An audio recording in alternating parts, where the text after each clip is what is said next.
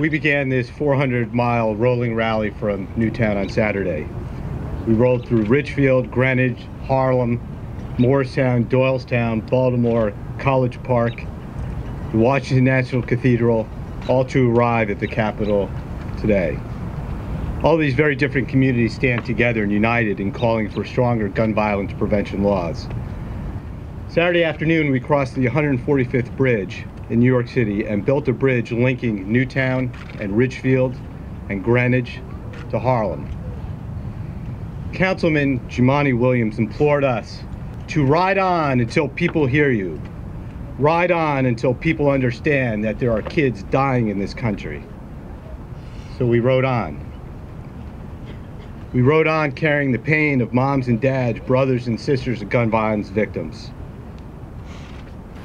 We rode on carrying the tears of the moms we met in Greenwich from You Are Not Alone of Bridgeport.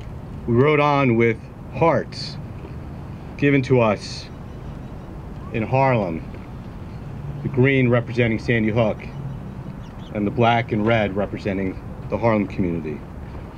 We rode across the George Washington Bridge to New Jersey. We rode on to Morristown, escorted by law enforcement officers who, after 40 miles, sped up to get in front of us so they could get out of their police cars and stand and salute us. We rode on after getting hugs from Morris Sherlock, Mary Sherlock's inspirational daughter. We rode on after signing a petition that is now 150 feet long. We rode on after meeting a high school teacher in Frenchtown who cheered us on because educators know that their school could be next.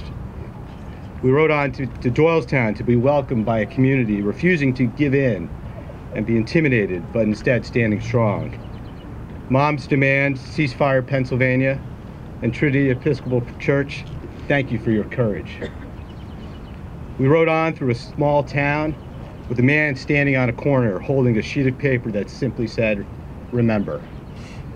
We rode on through Coatesville, Pennsylvania, to cheers and a man yelling at us, "Don't give up, y'all, don't give up." We rode on past factories, farms, Amish buggies, and Wawas to stand with George Higgins of Delaware Against Gun Violence. He's fighting every day to make Delaware safer. We rode on yesterday for 118 miles, faced with a stiff headwind and many flat tires.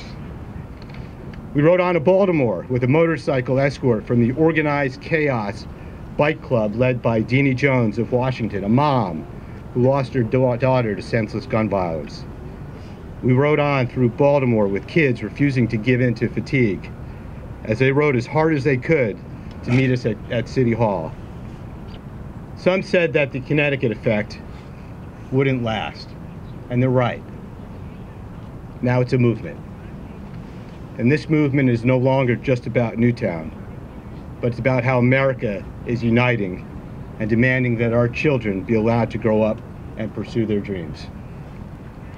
My teammates and I, we are merely bike messengers.